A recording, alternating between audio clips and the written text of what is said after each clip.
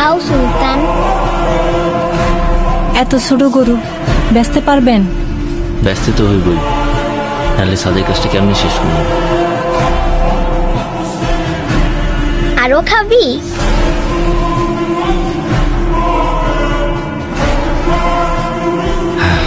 বাজান, তুমি সুলতানরে নিয়ে কই যাও?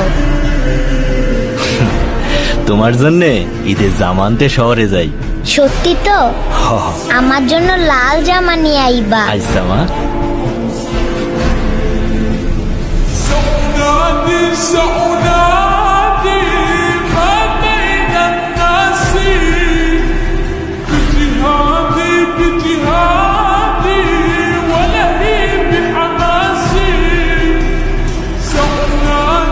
ভাই, এইটাই না ছোট গরু ছোট পিকাবে।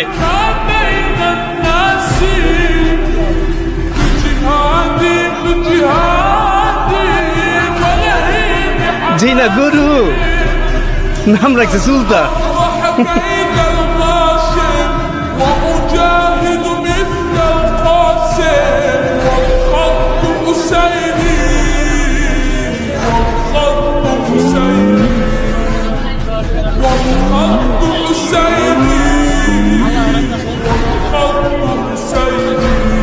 বাহ, গরুটা তো অনেক কিউট। এটা আপনার? হ মা, ওর নাম সুলতান। ওই হাসান সাহেব আসছে। হাটের বড় গরুটা কোন দিকে? সুলতান, সুন্দর নাম তো। হাটের সবচেয়ে বড় গরুটা হাসান সাহেবের হওয়া চাই। ভাই ওইটাই বড় গরু। ও এটাই, তাহলে এটাই নেব। হ্যাঁ দেখো। কিচ্ছু করবো না ধরো। হাই সুলতান। সাবধানে দেখো। বাবা, হ্যাঁ? এবার আমরা সুলতানকেই নিব।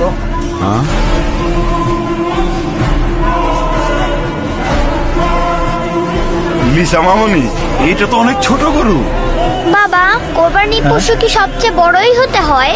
ছোট বড় তো বিষয় না, পছন্দের পশু কোরবানি দেওয়াই তো আসল কোরবানি, তাই না? হ্যাঁ তাই তো মামুনি। এত ছোট গরু নিয়ে মহল্লায় ঢুকলে পরে মান ইজ্জত কিছুই থাকবো না। বস ওইদিকে। থামো চান মিয়া।